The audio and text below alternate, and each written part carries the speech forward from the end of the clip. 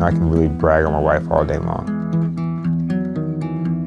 And we're talking about a woman that spoke 5 languages, that raced cars, that was so compassionate, so loving. And we would always kind of joke that our life is like a movie.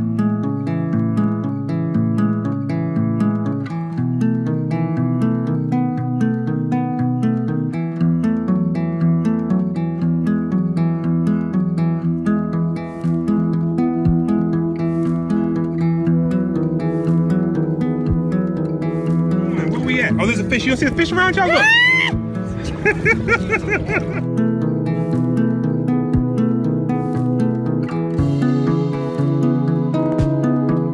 That's a nice dress. But I like that one. You got me this? Baby. This dress is gorgeous. Baby.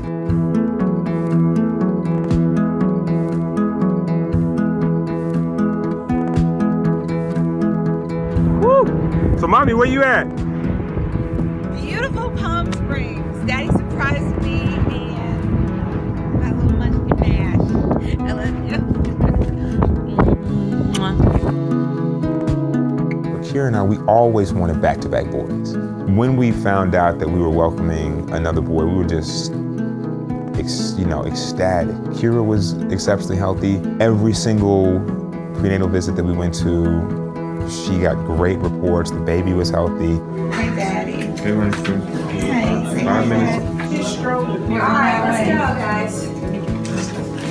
All right, sweetheart. Ready to go? You want to walk, okay?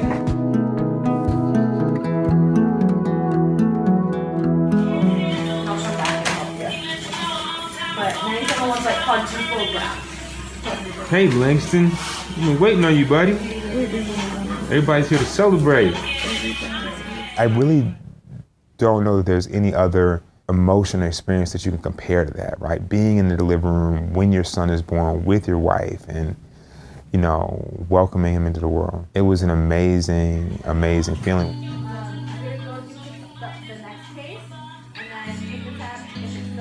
Shortly after Langston was born, they took us back to recovery. Kira's sitting there, and I first noticed that there was blood in the catheter at her bedside, and that was the first sign that I realized that something wasn't quite right. I brought it to the attention of the nurses and the doctors. They ordered a CT scan that was supposed to be performed stat, right? And so stat, in my mind, I'm thinking that means immediately. She's beginning to tremble uncontrollably. She's beginning to shake. She's beginning to be in increasingly more pain. There's still no CT scan.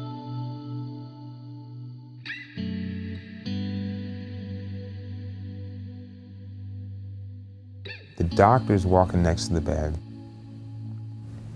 and he says to me, I'm gonna fix it, and she'll be back in 15 minutes. She'll be back in 15 minutes. And that was the last time I saw Kira alive.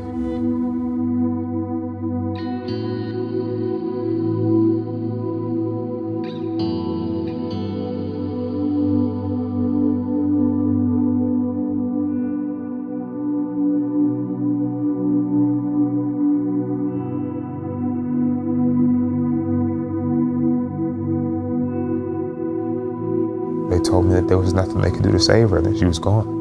A wife that wasn't just in good health, but was in exceptional health. And not walking out is something that I never conceived, and even 2 years later, I still can't make sense of it in my mind. Who's the best big brother? Dad. Where's Langston? Dad. Show me Langston. Where's your baby brother Langston? All right. Say, I love you. Yeah. Blow kiss.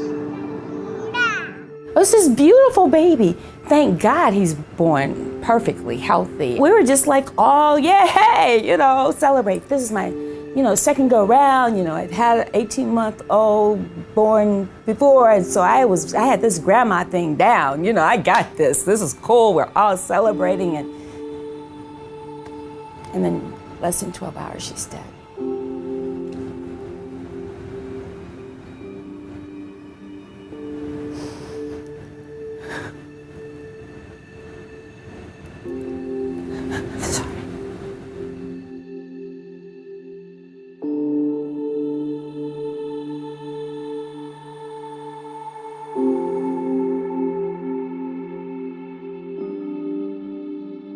they said, oh, had we gotten her back into the operating room, she would be perfectly fine. Oh, if we had. Well, why the hell didn't they? It was not that she was sick, it's not that she had a pre-existing condition, that she had a heart problem or she had a blood clot. None of that was Kira's case. We walked in for what we expected to be the happiest day of our life, and we walked straight into a nightmare.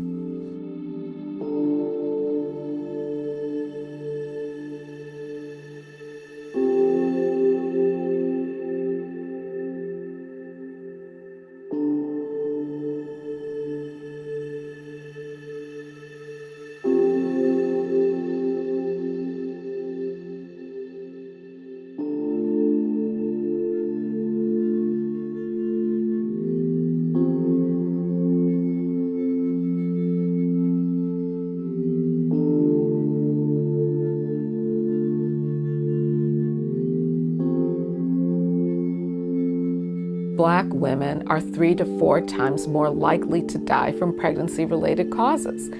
That's just a fact. So it's wrong that that exists.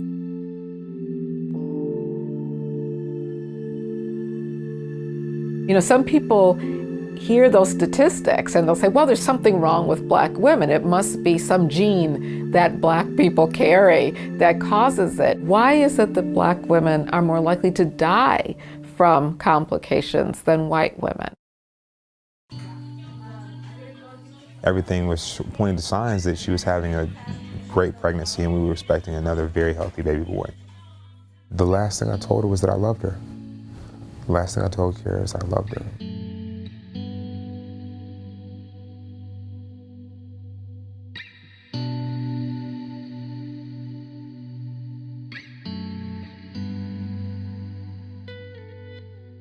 When they told me that her heart stopped, that was all I heard.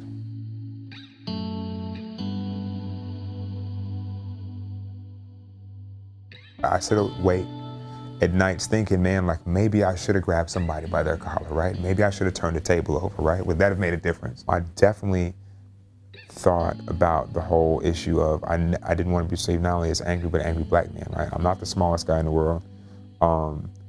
And what that would mean and how we would be perceived and how we would be treated as a result of that perception. When this first happened, I would get the question a lot, well, do you think it was because she was Black? Do you think it would be different if Kira was white or was a different color? And the way I answer that question is, the simple fact that you have to ask that question is a problem.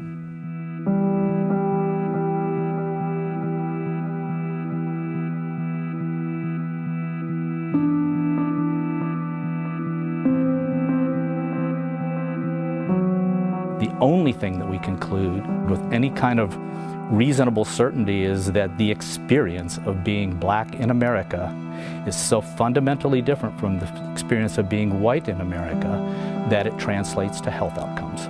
Black women are 3 to 4 times more likely to die than white women in the United States. And the only difference is the color of one's skin. All of this is racism. It's various types of racism. It's not something inherent in Black women. Genetics isn't a part of it.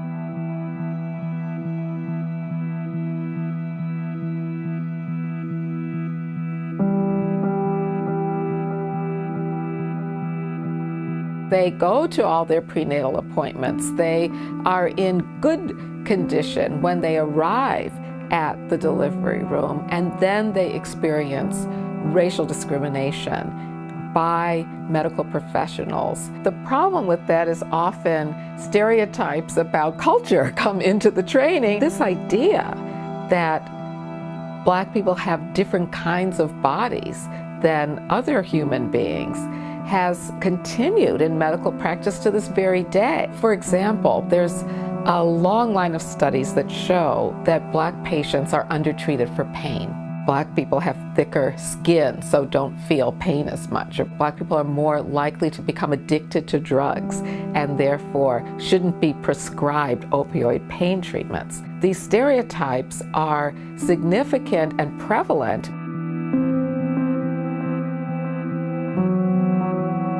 There definitely are genetic differences that we are taught in medical school that you need to know when you're trying to take care of a patient of a specific race to know what's more common in that race. I'm Indian. We're prone to cardiovascular disease. If I recommend a colonoscopy to an African American person at 45, does that make me racist? I don't think so. It's actually better health care, right? If you know that in this race, these things are more common than in this race.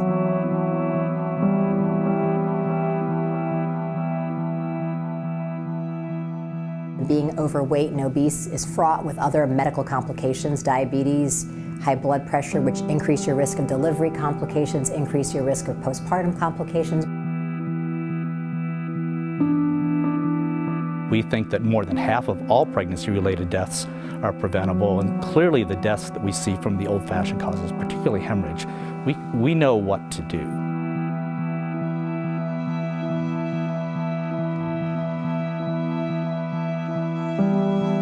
Shortly after he came out, I remember feeling extremely dizzy. It got extremely bright and I saw like stars everywhere, and I just remember them placing him on me, and I just told them like I can't move. Whenever I go to the doctor, they always say you are in perfect health, and I always to this day wonder if doctors may have gotten something wrong.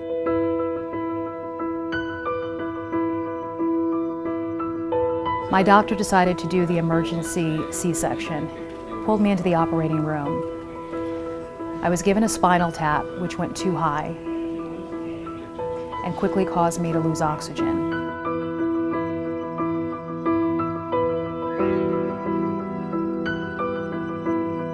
I just knew I was going to die that day. I just knew it. And I was doing my best to fight to stay alive. I've never felt anything like that ever, where I couldn't breathe and literally thought I had spoken my last breath.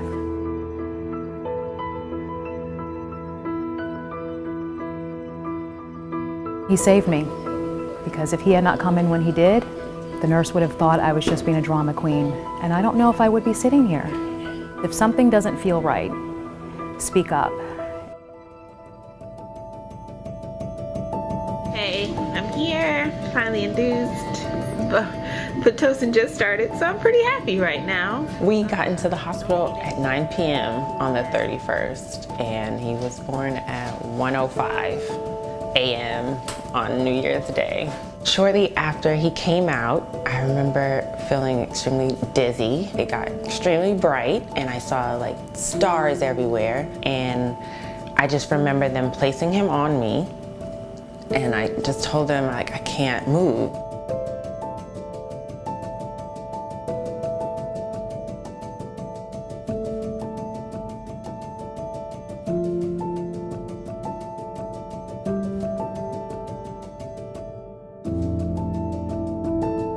You went from this euphoria watching this little person come out, and then all of a sudden, the river of blood. It was just continual, I mean like pouring, like a river. The doctor, they're frantic and begging the nurse for gauze and cloth, and I looked at my daughter and she was pale. I mean, ghostly pale, and her lips were purple. And I'm like, then it kicked into me that this is so severe. I could have died. That's what I now realize.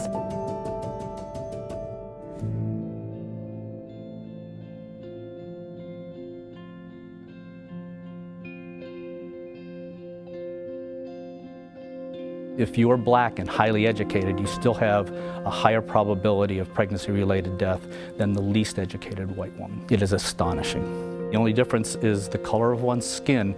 I feel like they assumed I would be like everybody else. Like I was just another number, and versus looking at me as an individual patient who has her own individual problems. If they had checked the charts, or if I had one consistent doctor, or if there was one way for them to mark that this is her issue, be careful of this and be mindful of it, that they would have been more prepared for when I came in. versus, having to fix the issue after it's already happened. We really do need to do a better job of listening to women and also listening to Black women. Even if you're just looking at this person, you're saying that I'm colorblind, you're still not listening to that patient.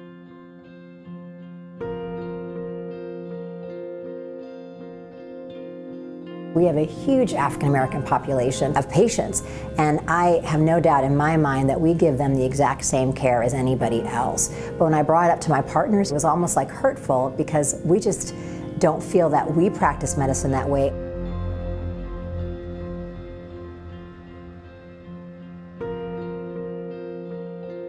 She said that she would like to have a daughter and, have another child, and she and her husband decided no, they're not going to because what happened afterwards.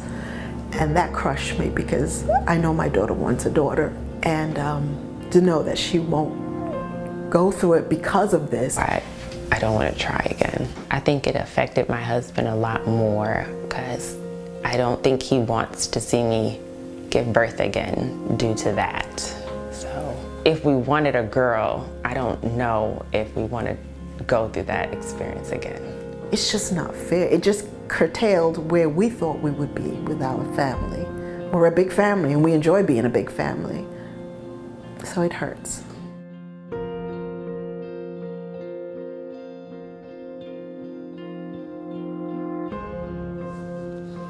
Yeah. Yeah. When this happened to me, when my wife passed away from preventable causes related to childbirth, I was, in my mind, I was thinking that Kira was an anomaly. In a nation that's the richest, most wealthy country in the world, for this to be happening, it's ridiculous. My philosophy is wake up, make mommy proud, repeat. That's it.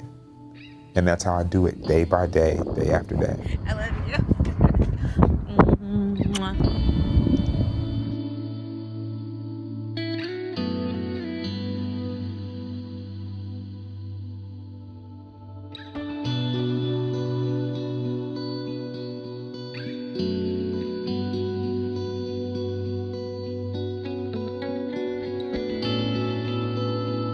I anticipate that after we have the conversation about what happened to their mother, that my sons will ask me, well, Daddy, what did you do about it?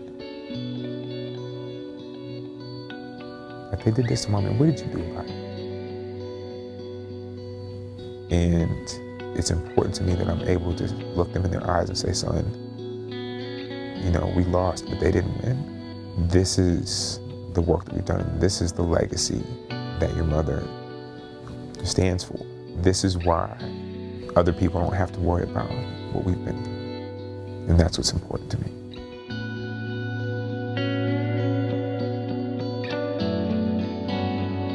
We know that there are problems here, and we know that there are things that we can do to fix. We know that there are things that we can do to fix in terms of providing care. That just because you're being treated in a hospital, that you're getting the best care you could, or that you're getting unbiased care. Your life, that you feel or think that something is not right, don't let off of it. Number 3, moms to Prenatal visits, get your flu shots, take your medications, get your appointments and ultrasounds as you're supposed to, get your genetic and prenatal testing, getting what you need. It is okay to look around and get a new doctor. I think that is part of advocating for yourself.